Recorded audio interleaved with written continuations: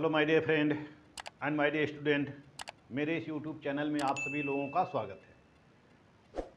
मैं आप लोगों को इसमें BA third year 5th semester से द्वितीय प्रश्न पत्र लोक प्रशासन के सिद्धांत प्रिंसिपल्स ऑफ पब्लिक एडमिनिस्ट्रेशन पढ़ा रहा हूं।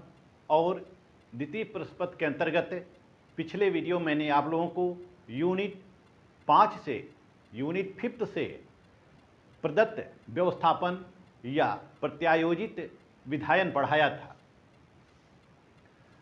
आज मैं इस वीडियो के अंतर्गत आपको यूनिट 5th से ही प्रशासनिक अधिकरण के बारे में बताने जा रहा हूं। प्रशासनिक अधिकरण क्या होता है, तो आइए चलते हैं अपने विषय की ओर। प्रशासनिक अधिकरण, एडमिनिस्ट्रेटिव ट्रिब्यूनल्स क्या होता है। देश का प्रशासन चलाने के लिए सरकार को 3 अंगों में विभाजित किया गया है: कार्यपालिका, व्यवस्थापिका और न्यायपालिका। सरकार के 3 अंग हैं: कार्यपालिका,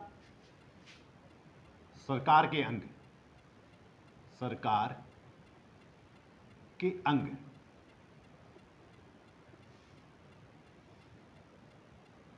कार्यपालिका, एग्जीक्यूटिव,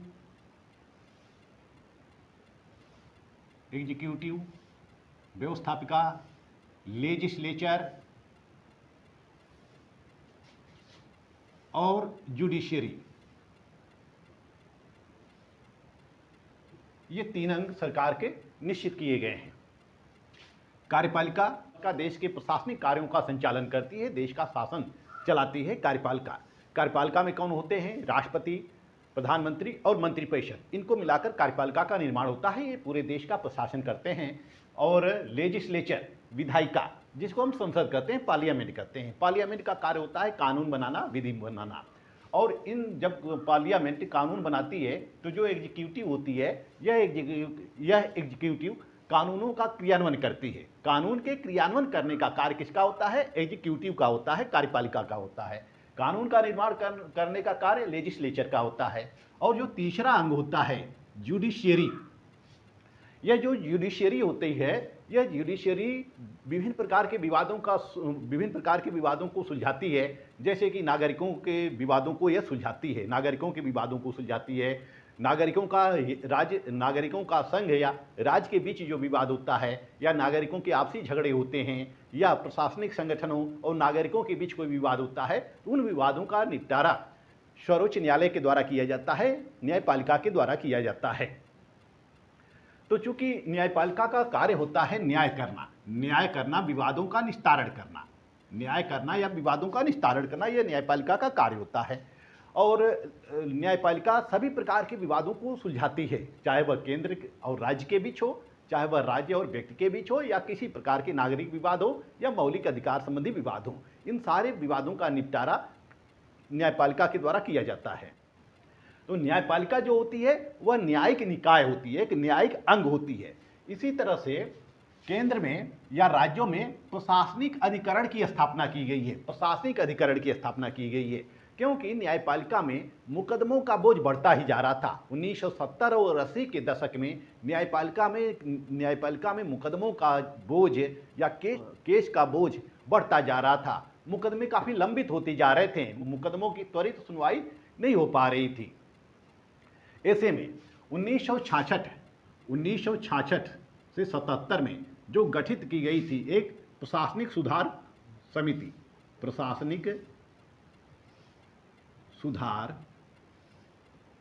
समिति या आयोग इसको कहते हैं, प्रशासनिक सुधार समिति, जो 1966 और 70 में गठित की जाती है। इसने यह सुझाव दिया कि जितने सरकारी अधिकारियों के मामले हैं, जितने सरकारी कर्मचारियों के मामले हैं, भर्ती संबंधी मामले हैं, सेवा शर्तों संबंधी मामले हैं, तो सरकारी कर्मचारियों के, यानी कि जो सरकारी संगठनों में जो कार्मिक हैं, जो कर्मचारी हैं, और राज्य के बीच जो विवाद उत्पन्न होते हैं, उन विवादों के लिए एक पृथक अधिकरण होना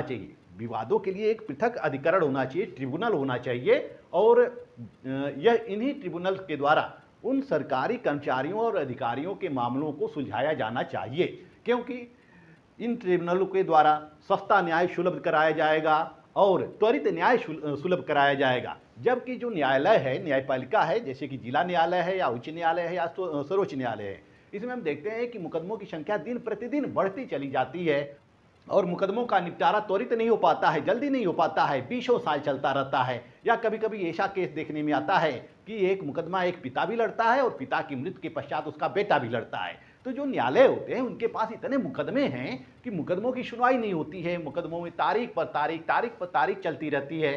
तो इन सभी समस्याओं से छुटकारा पाने के लिए समय समय पर विभिन्न आयोगों के द्वारा, विभिन्न संगठनों के द्वारा यह सुझाव दिया गया कि जो कार्मिकों के सेवा शर्तों संबंधी मामले हैं या जो कार्मिकों के भर्ती संबंधी मामले हैं सरकारी संगठनों के अंतर्गत, उनसे जो विवाद उत्पन्न होता है, जैसे कि सेवा शर्त संबंधी विवाद उत्पन्न होता है, भर्ती संबंधी विवाद होता है या सरकार और कर्मचारियों के बीच किसी प्रकार का विवाद उत्पन्न होता है, तो ऐसे मामलों के त्वरित निदान के लिए न्यायालय से पृथक एक अधिकरण की स्थापना की जानी चाहिए और इन अधिकरणों को शक्ति और कार्य दिया जाना चाहिए ताकि ये त्वरित न्याय दे सकें और सस्ता न्याय दे सकें, जल्दी सुनवाई कर सकें। तो ऐसे में प्रथम प्रशासनिक सुधार समिति 1966 और 70 ने यह सुझाव दिया था कि जो लोक सेवा संबंधी लोक सेवकों के संबंधी मामले हैं, उन मामलों के लिए एक पृथक न्यायाधिकरण की स्थापना की जानी चाहिए। प्रशासनिक सुधार आयोग ने तो वो सुझाव दे दिया सरकार को। अब आयोग के जो सुझाव होते हैं, न मानना और न मानना, यह सरकार के ऊपर डिपेंड करता है। सरकार मान भी सकती है, एक्सेप्ट भी कर सकती है और उसको ठंडे बस्ते में भी डाल सकती है। फिर 1969 में जे.सी. शाह आयोग का गठन किया गया, जे.सी. शाह कमेटी का गठन किया गया और इस कमेटी ने भी यह सुझाव दिया कि सरकारी कार्मिकों के लिए अलग न्यायालय की स्थापना की जानी चाहिए, क्योंकि उनके जो भर्ती संबंधी मामले होते हैं, जो सेवा शर्तें संबंधी मामले होते हैं, न्यायालय में काफ़ी लंबित हो जाते हैं। न्यायालयों में सस्ता न्याय नहीं उपलब्ध हो पाता है, त्वरित न्याय नहीं उपलब्ध हो पाता है। इससे उनके श्रम की हानि होती है, उनके धन की हानि होती है, उनके शारीरिक और मानसिक क्षमताओं की कमी होती है। शारीरिक और मानसिक क्षमताओं में कमी आती है, तो त्वरित न्याय करने के लिए एक पृथक प्रशासनिक अधिकरण की स्थापना की जानी चाहिए, क्योंकि उन्होंने देखा कि सरकारी कार्मिकों के मामले जो न्यायालय में लंबित पड़े हुए थे, जो न्यायालय में कोर्ट में लंबित पड़े हुए थे, उसमें काफ़ी बहुत रिटें दायर की गई थी, अनेकों रिटें दायर की गई थी और उन रिटों पर सुनवाई नहीं हो रही थी। तो जे.सी. शाह आयोग ने यह पाया कि जो रिटें कोर्ट में लंबित की गई हैं, उन पर त्वरित न्याय होना चाहिए, कर्मचारियों को शीघ्र न्याय मिलना चाहिए ताकि मानसिक प्रताड़ना से उनको निजात मिल सके। तो ऐसे में 1969 में जे.सी. शाह कमेटी ने भी यह सुझाव दिया था कि एक पृथक प्रशासनिक अधिकरण की स्थापना की जानी चाहिए। फिर 1980 में सुप्रीम कोर्ट उच्चतम न्यायालय ने करीब हजारों रिटों को निपटाते हुए सुप्रीम कोर्ट में सरकारी कार्मिकों के संबंध में, सरकारी कर्मचारियों के संबंध में अनेक रिटें दायर की गई थी, अनेक विवाद दायर किए गए थे। उन विवादों के ऊपर त्वरित न्याय नहीं हो पा रहा था। ऐसे में 1980 में सुप्रीम कोर्ट ने ऐसे मुकदमों को निपटाते हुए, ऐसे रिटों को निपटाते हुए यह निर्णय दिया कि प्रशासनिक अधिकारियों के लिए एक पृथक अधिकरण की स्थापना की जानी चाहिए।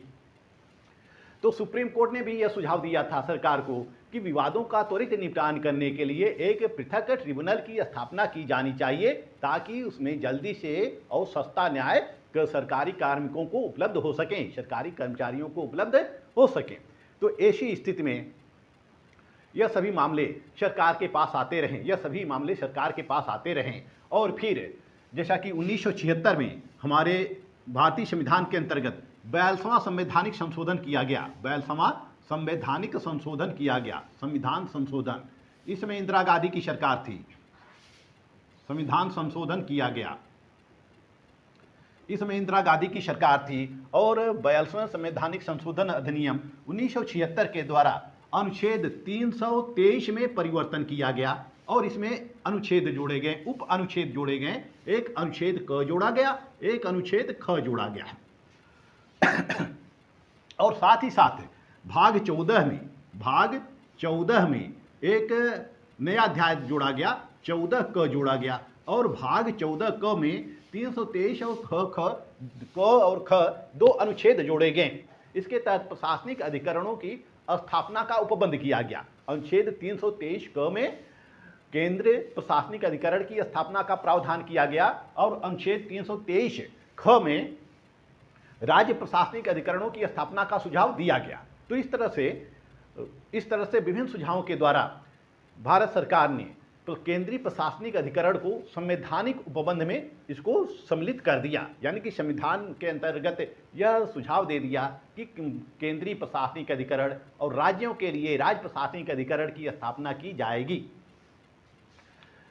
हालांकि 1976 में यह संशोधन तो कर दिया गया। अनुच्छेद 323 में दो नए अनुच्छेद क और ख जोड़ दिए गए और भाग 14 में एक नया अध्याय 14 क जोड़ दिया गया, लेकिन यह सब सारे मामले जो थे अभी भी पेंडिंग ही थे, अभी लंबित ही थे। यह ठंडे बस्ते में फिर चला जाता है। फिर जब 1984 में इंदिरा गांधी की हत्या हो जाती है, 1984 में इंदिरा गांधी की हत्या हो जाती है, फिर चुनाव होता है, फिर राजीव गांधी प्रधानमंत्री बनते हैं 1985 में राजीव गांधी प्रधानमंत्री बनते हैं। और राजीव गांधी के समय राजीव गांधी प्रधानमंत्री बनते हैं और इन्हीं के समय संसद में केंद्रीय प्रशासनिक अधिकरण अधिनियम 1985 पारित होता है। केंद्रीय प्रशासनिक अधिकरण अधिनियम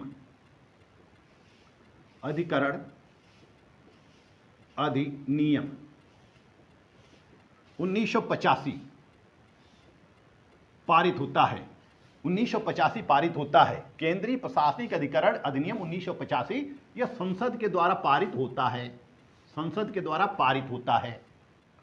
तो संसद के द्वारा इसको पारित किया गया और 27 फरवरी 1988 को इस पर राष्ट्रपति की स्वीकृति मिल जाती है। राष्ट्रपति का हस्ताक्षर हो जाता है और फिर केंद्रीय प्रशासनिक अधिकरण अधिनियम 1985 यह लागू हो जाता है, यह प्रावधान बन जाता है। 16 मार्च 1997 में सुप्रीम कोर्ट ने एक निर्णय दिया। उस निर्णय के अनुसार उस निर्णय में सुप्रीम कोर्ट ने यह कहा कि प्रशासनिक अधिकरणों के विरुद्ध अपील उच्च न्यायालय में की जा सकती है। सुप्रीम कोर्ट में नहीं की जा सकती है, हाई कोर्ट में की जा सकती है। तो इस तरह से भारत सरकार के द्वारा 1985 केंद्रीय प्रशासनिक अधिकरण अधिनियम लाया जाता है और इसके तहत केंद्र और राज्यों में प्रशासनिक अधिकरणों की स्थापना की जाती है। इसके तहत केंद्रीय प्रशासनिक अधिकरण की स्थापना की जाती है। जैसा कि केंद्रीय प्रशासनिक अधिकरण जो है यह दिल्ली में कापरनिकस मार्ग पर स्थित है। दिल्ली में जो केंद्रीय प्रशासनिक अधिकरण है वह दिल्ली में कापरनिकस मार्ग पर स्थित है। यह केंद्रीय प्रशासनिक अधिकरण है और करीब 17 राज्यों में यह राज्य प्रशासनिक अधिकरण की स्थापना की गई है। 17 राज्यों में राज्य प्रशासनिक अधिकरण की स्थापना की गई है। तो इस तरह से पूरे भारत के लिए सभी राज्यों के लिए अलग राज्य प्रशासनिक अधिकरण बनाया गया है और पूरे केंद्र के लिए अलग केंद्रीय प्रशासनिक अधिकरण बनाया गया है। यानी कि केंद्रीय प्रशासनिक अधिकारियों के लिए, केंद्रीय कर्मचारियों के लिए अलग केंद्रीय प्रशासनिक अधिकरण की स्थापना की गई है और राज्य के कर्मचारियों के विवादों के निपटारे के लिए राज्य प्रशासनिक आयोग का गठन किया गया है। राज्य प्रशासनिक अधिकरण की स्थापना की गई है। आइए देखते हैं प्रशासनिक अधिकरणों की संरचना। इसमें होते कौन कौन से हैं, संरचना क्या होती है इसकी। संरचना प्रशासनिक अधिकरण अधिनियम में प्रशासनिक अधिकरण में केंद्रीय प्रशासनिक अधिकरण की संरचना क्या होती है। इसमें एक अध्यक्ष होता है, एक उपाध्यक्ष होता है, एक प्रशासनिक अधिकारी होता है, एक अध्यक्ष होता है, एक उपाध्यक्ष होता है और एक न्यायिक अधिकारी होता है या न्यायिक व्यक्ति होता है, एक प्रशासनिक व्यक्ति होता है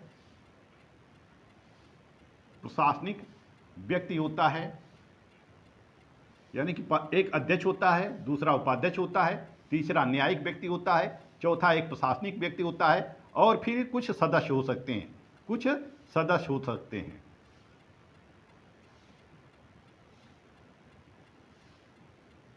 और कुछ सदस्य होते हैं, कुछ सदस्य होते हैं।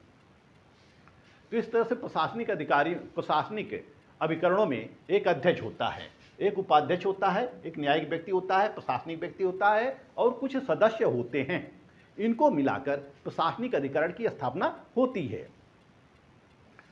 केंद्र में प्रशासनिक अधिकरण की स्थापना 1 नवंबर 1985 को होती है। केंद्र में प्रशासनिक अधिकरण की स्थापना 1 नवंबर 1985 को होती है। 1 नवंबर 1985 को केंद्रीय प्रशासनिक अधिकरण की स्थापना हो जाती है। इसकी केंद्रीय प्रशासनिक अधिकरण की मुख्य न्यायपीठ, जिसको हम बेंच कहते हैं, मुख्य न्यायपीठ जिसको हम बेंच कहते हैं, एक दिल्ली में है और इलाहाबाद में है, कलकत्ता में है, मद्रास में है, जिसको इस समय चेन्नई कहते हैं, और मुंबई में है, बम्बई, जिसको वर्तमान में मुंबई कहते हैं। तो इसकी जो मुख्य न्यायपीठ है दिल्ली में स्थापित की गई है, इलाहाबाद में है, कलकत्ता में है, मद्रास में और बम्बई में है। इसमें इसकी मुख्य न्यायपीठ है, प्रशासनिक अधिकरण की मुख्य न्यायपीठ है। यह जो प्रशासनिक अधिकरण है यह अर्ध न्यायिक निकाय है। प्रशासनिक अधिकरण है यह अर्ध न्यायिक निकाय है। इसके विरुद्ध अपील की जा सकती है। इसके विरुद्ध अपील कहाँ की जा सकती है? उच्च न्यायालय में की जा सकती है। तो जो अध्यक्ष, उपाध्यक्ष, न्यायिक व्यक्ति, प्रशासनिक व्यक्ति की नियुक्ति होती है, यानी कि इनके अध्यक्ष और सदस्यों को जो नियुक्ति की जाती है, इनके अध्यक्ष और सदस्यों की जो नियुक्ति की जाती है वह राष्ट्रपति के द्वारा की जाती है। राष्ट्रपति के द्वारा की जाती है और प्रधानमंत्री के परामर्श से राष्ट्रपति के द्वारा की जाती है।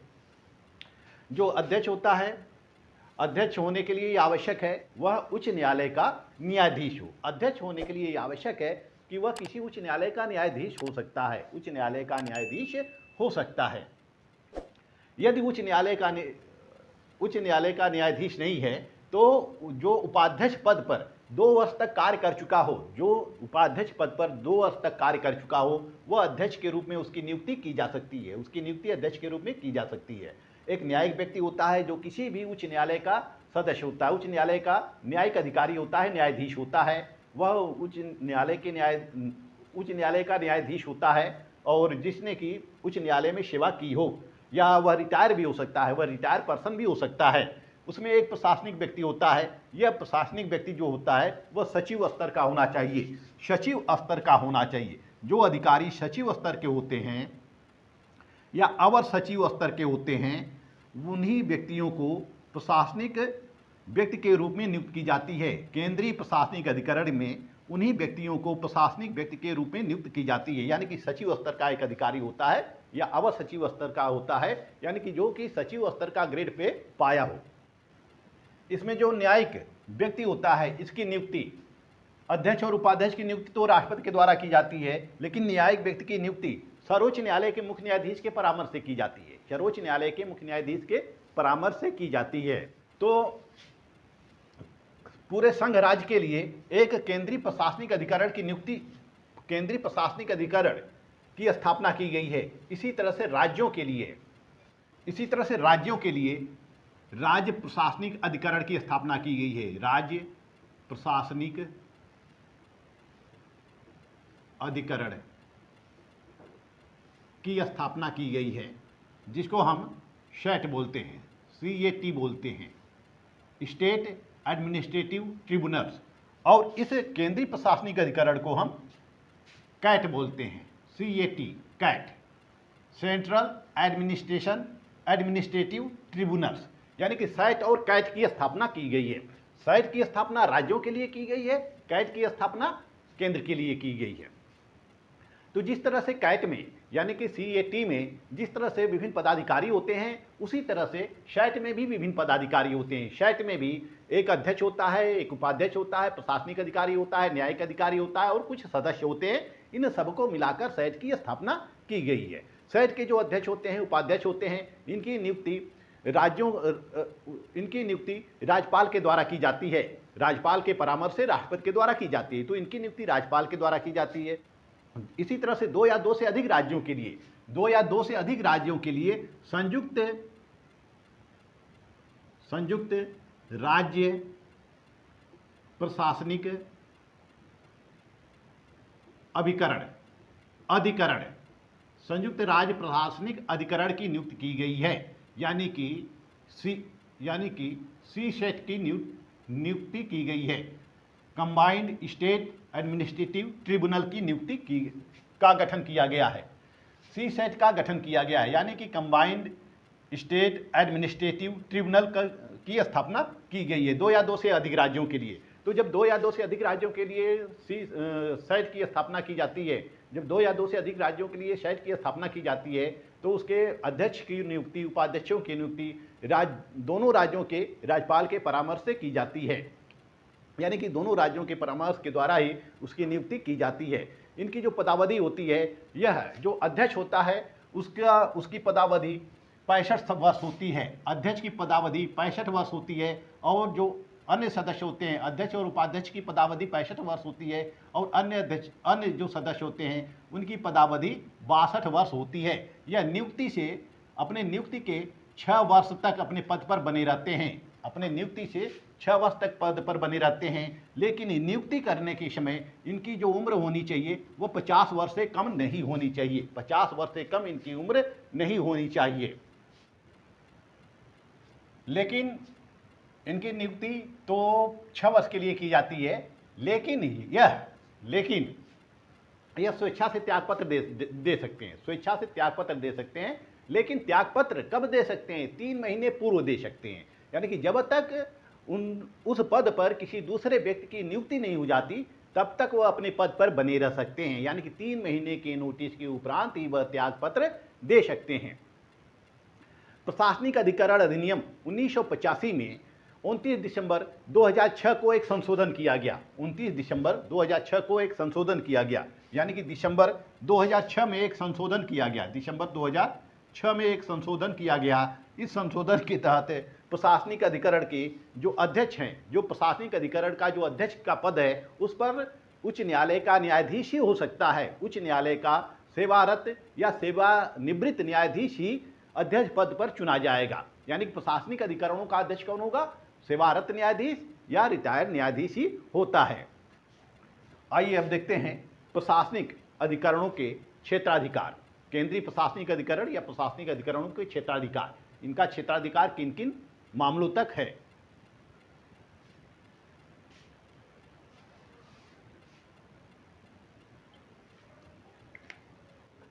प्रशासनिक अधिकरण अधिनियम के अध्याय 3 में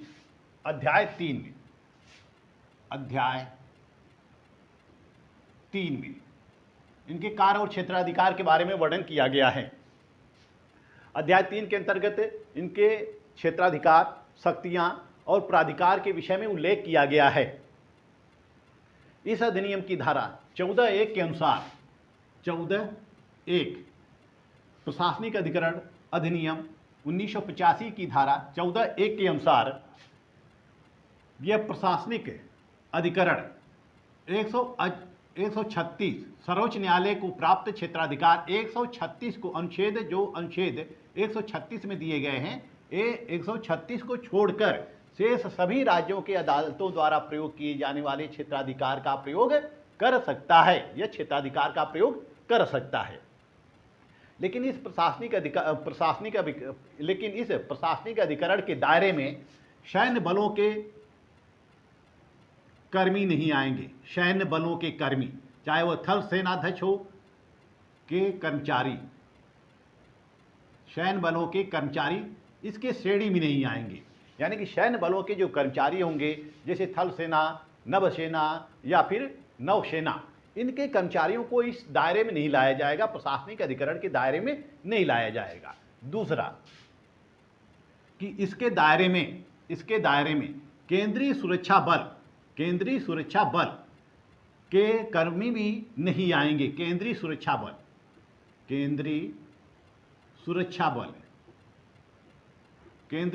बल के कर्मी भी नहीं आएंगे। तीसरा, सर्वोच्च न्यायालय के न्यायाधीश सर्वोच्च न्यायालय के न्यायाधीश और कर्मचारी भी इसके दायरे में नहीं आएंगे। सर्वोच्च न्यायालय के कर्मचारी और अधिकारी यानी कि न्यायाधीश और कर्मचारी भी इसके दायरे में नहीं आएंगे। चौथा है संसद के जो सदस्य होंगे यानी कि सचिव स्तर से लेकर जो स्टेनोग्राफर तक होंगे यानी कि स्टाफ की जो नियुक्ति की जाती है संसद के द्वारा, वो संसद के द्वारा जो स्टाफ की नियुक्ति की जाती है वह अभी इस दायरे में नहीं आएंगे। इस दायरे में केवल सिविल नागरिक आ सकते हैं या फोर्स के सिविल व्यक्ति आ सकते हैं, जो जिनका कार्य सेना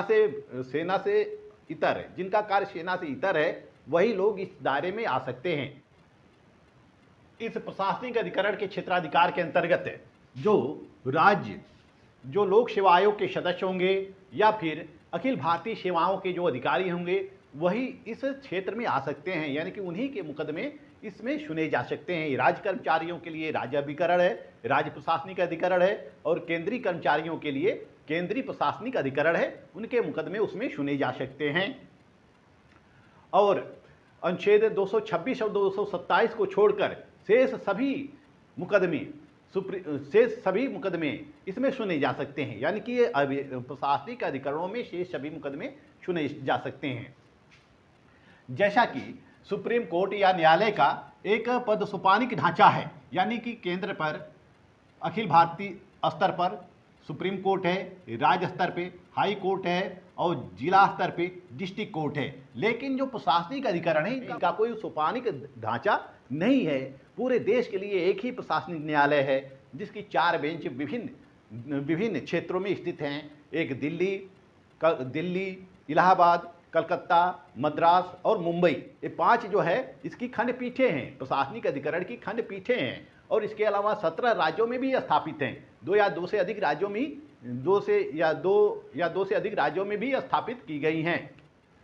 तो इस तरह से हम देखते हैं कि अनुच्छेद 136 के तहत सर्वोच्च न्यायालय को प्रशासनिक अधिकरण के फैसले पर सुनवाई करने का अधिकार प्राप्त है, लेकिन कोई व्यक्ति उच्चतम न्यायालय में दाखिल नहीं कर सकता है। कोई भी व्यक्ति उच्चतम न्यायालय में वाद दाखिल नहीं कर सकता है। यह उच्चतम न्यायालय के ऊपर निर्भर करेगा कि वह वाद सुनने लायक है या नहीं है। ऐसे वादों को प्रशासनिक अधिकरण के निर्णयों के विरुद्ध केवल हाई कोर्ट में ही अपील की जा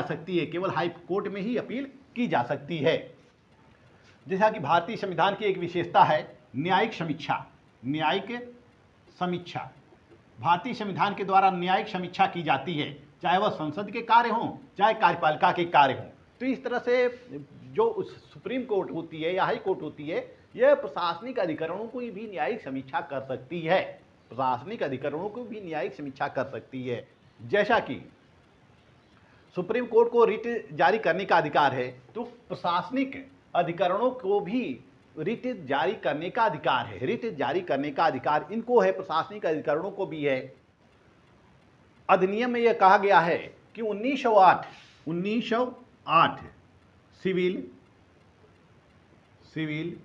सिविल प्रक्रिया संहिता 1908 में जो भारत सरकार के द्वारा या ब्रिटिश सरकार के द्वारा सिविल प्रक्रिया संहिता बनाया गया है, यह सिविल प्रक्रिया संहिता से बंधेगा नहीं। यह इसके अधीन कोई सुनवाई नहीं करेगा। मतलब कि यह जरूरी नहीं है कि वह इसके अधीन ही सुनवाई करे, वह इससे अलग भी सुनवाई कर सकता है। प्रशासनिक अधिकरण इससे अलग भी सुनवाई कर सकता है। जैसा कि जो कोर्ट होता है वह कोर्ट साक्ष्यों के आधार पर सुनवाई करता है, साक्ष्यों के आधार पर सुनवाई किया जाता है, गवाहों के आधार पर सुनवाई किया जाता है और अपराध करने की प्रकृति के आधार पर सुनवाई किया जाता है। कोर्ट के अंतर्गत न्यायालय में ये इन्हीं के अधीन सुनवाई की जाती है, चाहे वह सुप्रीम कोर्ट है, चाहे हाई कोर्ट हो, चाहे डिस्ट्रिक्ट कोर्ट हो। लेकिन जो प्रशासनिक अधिकरण होते हैं, जो कैट या सैट होता है, इसमें नैसर्गिक न्याय का सिद्धांत चलता है। नैसर्गिक न्याय के आधार पर इसमें सुनवाई होता है, क्योंकि इसमें जो मुकदमे आते हैं वह राज्य सरकार के विरुद्ध आते हैं या केंद्र सरकार के विरुद्ध आते हैं। और इसमें जो मुकदमे सुने जाते हैं वो भर्ती संबंधी विवाद होते हैं या सेवा शर्तों संबंधी विवाद होते हैं। तो यह इन सभी विवादों का निपटारा नैसर्गिक न्याय के सिद्धांतों के अनुरूप किया जाता है। तो इस तरह से हम देखते हैं कि न्यायालयों को, इस तरह से हम देखते हैं कि सरकारी कर्मचारियों को त्वरित न्याय दिलाने के लिए और सस्ता न्याय सुलभ करने के लिए एक अलग से केंद्रीय प्रशासनिक अधिकरण की स्थापना की गई है या राज्य प्रशासनिक अधिकरण की स्थापना की गई है, जिसमें सभी कर्मचारी वर्ग के मुकदमे सुने जाते हैं और त्वरित न्याय उनको दिया जाता है, त्वरित न्याय किया जाता है, ताकि जो सुप्रीम कोर्ट है या हाई कोर्ट है यह मुकदमों के बोझ से बची रहें, इनके पास कम से कम मुकदमे हों और सभी सिविल मुकदमों का निपटारा या प्रशासनिक मुकदमों का निपटारा प्रशासनिक अभिकरणों के द्वारा कर लिया जाता है, प्रशासनिक अधिकरणों के द्वारा कर लिया जाता है। आइए देखते हैं प्रशासनिक अभिकरणों के लाभ क्या हैं, प्रशासनिक अधिकरण के लाभ क्या हैं। प्रशासनिक अधिकरण के लाभ क्या होते हैं? जैसा कि केंद्रीय सरकार के द्वारा, जैसा कि भारत सरकार के द्वारा राज्यों के लिए प्रशासनिक अधिकरण, राज्य प्रशासनिक अधिकरण की स्थापना की गई है। यह कितने राज्यों में है? 17 राज्यों में है। और फिर इसके जो केंद्रीय प्रशासनिक अधिकरण है उसकी जो है 5 पीठें हैं, एक दिल्ली में है और इलाहाबाद में है और कलकत्ता में है और चेन्नई में है और मुंबई में है। 5 1 2 3 4 5 इसकी पीठें हैं, न्याय पीठें हैं। मुंबई में 5 न्याय पीठें हैं। यह जो प्रशासनिक अधिकरण है यह अर्ध न्यायिक निकाय है, इसके विरुद्ध उच्च न्यायालय में अपील की जा सकती है। ये नहीं कि इसका फैसला अंतिम होगा, इसके विरुद्ध अपील कहाँ की जा सकती है? हाई कोर्ट में की जा सकती है। आइए इसके लाभों को देख लेते हैं। प्रशासनिक अधिकरण के क्या लाभ हैं? पहला लाभ है उपयुक्त एवं प्रभावी न्याय प्रणाली। जो प्रशासनिक अधिकरण होते हैं यह कर्मचारियों के लिए उपयुक्त होता है, इसमें पहुंचना आसान होता है, इसमें पहुंचना आसान होता है और यह काफ़ी प्रभावी होता है, इसके मुकदमे सुने जाते हैं, ये जो निर्देश देती है उस निर्देशों का पालन किया जाता है। इसमें जो प्रक्रिया है यह काफ़ी लचीली प्रक्रिया है, जब चाहे तब व्यक्ति अपना मुकदमा इसमें दायर कर सकता है या उनसे वापस भी ले सकता है। और इसमें नैसर्गिक न्याय के सिद्धांतों का पालन किया जाता है, जो भी निर्णय किए जाते हैं वह नैसर्गिक न्याय के सिद्धांत के अनुसार पालन किए जाते हैं, प्राकृतिक न्याय के सिद्धांतों के अनुसार इसमें सुनवाई की जाती है। यह कम खर्चीला है, जैसा कि हम अदालतों में जाते हैं, चाहे हाई कोर्ट में जाते हैं, सुप्रीम कोर्ट में जाते हैं, हमें वकीलों के लिए काफ़ी फीस देनी पड़ती है और अनेक प्रकार के खर्चे होते हैं। तो जो न्याय प्रणाली है काफ़ी खर्चीली न्याय प्रणाली है। लेकिन जो प्रशासनिक अधिकरण है उसमें वह कम खर्चीला, उसमें खर्चा नहीं लगता है, उसमें नाम मात्र की जो फीस होती है वह सरकार को भुगतान करना पड़ता है, सरकारी शुल्क जो होता है वह उसको देना पड़ता है, फिर मुकदमे दायर किए जाते हैं, फिर उस पर सुनवाई होती है। तो ये कम खर्चीली पद्धति है या कम खर्चीला निकाय है। न्यायालयों को राहत, इसमें न्यायालयों को प्रशासनिक अधिकरण की स्थापना से न्यायालयों का कार्यभार हल्का हो गया है, कम हो गया है। जहां न्यायालय किसी भी मुकदमे की सुनवाई करने के लिए तारीख पर तारीख देते रहते हैं और फैसले जो होते हैं वह 20 साल होते हैं, 25 साल में लग जाते हैं, यानी कि त्वरित न्याय नहीं हो पाता है, काफ़ी खर्चीली पद्धति होती है। वहीं प्रशासनिक अधिकरणों की स्थापना से जो आम पब्लिक है या जो सरकारी कर्मचारी हैं उनको काफ़ी राहत मिली है और वह प्रशासनिक अधिकरण में जाकर त्वरित सुनवाई कर सकते हैं, त्वरित सुनवाई करा सकते हैं और जल्दी न्याय पा सकते हैं। और न्यायालयों को इससे काफ़ी राहत मिल गई है। न्यायालयों के ऊपर मुकदमे का बोझ जो है, अतिरिक्त मुकदमों का बोझ है वह हट गया है। जो अतिरिक्त सुनवाई की प्रक्रिया होती है उससे न्यायालयों को राहत मिली है। इस तरह से प्रशासनिक अधिकरणों की स्थापना से सुप्रीम कोर्ट या हाई कोर्ट को काफ़ी राहत मिली है। क्योंकि प्रशासनिक अधिकरण यह भी अर्ध न्यायिक निकाय है और इसका भी निर्णय वही होता है जो हाई कोर्ट का होता है, जो कोर्ट का होता है। कोर्ट के समान भी यह निर्णय देती है, लेकिन इसके क्षेत्राधिकार वही हैं। कुछ मामले ऐसे हैं जिन पर सुप्रीम कोर्ट और हाई कोर्ट सुनवाई करती हैं, उन मामलों को छोड़कर सभी प्रशासनिक कार्यों पर या प्रशासनिक विवादों पर प्रशासनिक अधिकरणों का क्षेत्राधिकार प्राप्त है। इस वीडियो में मैंने आपको प्रशासनिक अधिकरण का अर्थ बताया, प्रशासनिक अधिकरणों की स्थापना कैसे होती है, इसकी संरचना क्या है, इसमें कौन कौन लोग होते हैं, प्रशासनिक अधिकरणों की स्थापना कहाँ कहाँ की गई है, यानी कितने राज्यों में की गई है, इसका कार्य और क्षेत्राधिकार क्या है, इस बारे में आपको अवगत कराया। अब मैं नेक्स्ट वीडियो में आप सभी लोगों को यूनिट 6 पढ़ाऊंगा। आप लोग मेरे telegram channel political science by doctor Anand Singh से PDF डाउनलोड कर सकते हैं। मेरा चैनल आपको अच्छा लगे तो मेरे वीडियो को लाइक, सब्सक्राइब और शेयर करते रहिएगा। मिलते हैं नेक्स्ट वीडियो में, तब तक के लिए धन्यवाद।